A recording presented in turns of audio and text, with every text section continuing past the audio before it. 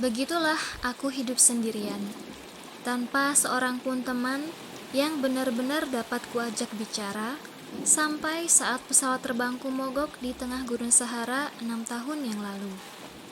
Ada sesuatu yang patah dalam mesin, dan karena aku tidak membawa montir maupun penumpang, aku bersiap-siap mengerjakan seorang diri, suatu perbaikan yang sulit.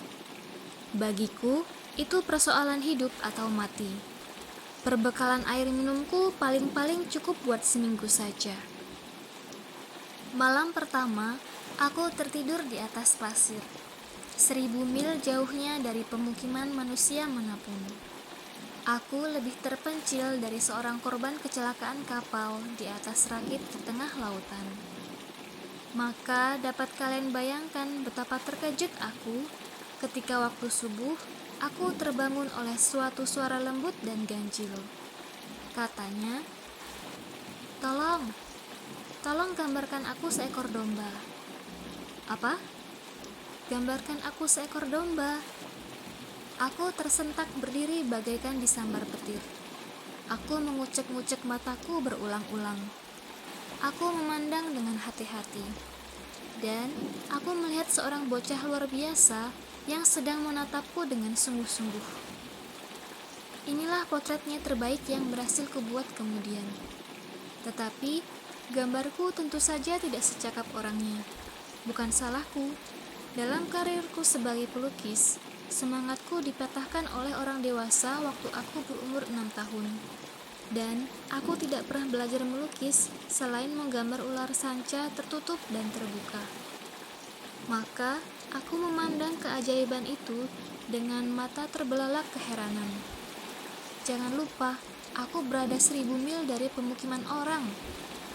Sedang bocah itu sama sekali tidak kelihatan tersesat atau sekarat karena kecapean, kelaparan, kehausan, ataupun ketakutan. Ia sama sekali tidak tampak seperti seorang anak yang tersesat di tengah-tengah gurun 1000 mil jauhnya dari pemukiman orang. Ketika akhirnya berhasil bicara, aku bertanya, "Tapi, apa yang kau lakukan di sini?" Maka ia kembali berkata dengan amat lembut, seolah-olah sesuatu yang penting sekali, "Tolonglah, gambarkan aku seekor domba." Apabila suatu keajaiban terlalu memukau, kita tidak berani membantah. Betapapun tidak masuk akal, 1000 mil jauhnya dari pemukiman orang dan terancam bahaya mati. Aku mengeluarkan sehelai kertas dan sebatang pena dari kantongku. Tetapi pada saat itu aku teringat bahwa yang kupelajari terutama ilmu bumi, sejarah, ilmu bintang, dan tata bahasa.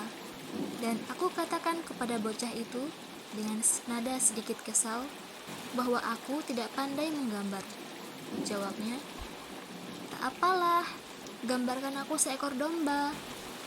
Karena belum pernah menggambar domba, maka kubuatkan untuknya salah satu dari kedua lukisan yang mampu kubuat, yaitu ular sanca tertutup. Dan aku tercengang mendengar bocah itu mengatakan, bukan, aku tidak mau seekor gajah dalam perut ular sanca. Ular sanca sangat berbahaya, dan gajah mau ditaruh di mana? Tempatku kecil sekali. Aku membutuhkan seekor domba. Gambarkan aku seekor domba." Maka aku pun menggambar. Ia memperhatikan dengan sungguh-sungguh. Kemudian, "Bukan, yang ini sudah sakit parah. Buatlah yang lain." Aku menggambar. Temanku tersenyum manis, penuh maklum. "Lihat sendiri, bukan domba, tapi biri-biri jantan. Ia bertanduk." Aku menggambar lagi, tapi ditolaknya seperti yang sebelumnya. "Yang ini terlalu tua, aku ingin domba yang dapat hidup lama." Maka, karena kurang sabar dan harus segera membongkar mesinku, aku membuat coretan ini. Sambil aku berkata, "Ini petinya, domba yang kamu inginkan ada di dalamnya." Tetapi, aku heran melihat wajah penilai muda itu menjadi cerah. "Ini persis yang kuinginkan. Apakah perlu banyak rumput untuk domba ini menurutmu?" "Mengapa?" "Karena tempatku kecil sekali." "Pasti cukup." Aku memberimu domba yang sangat kecil.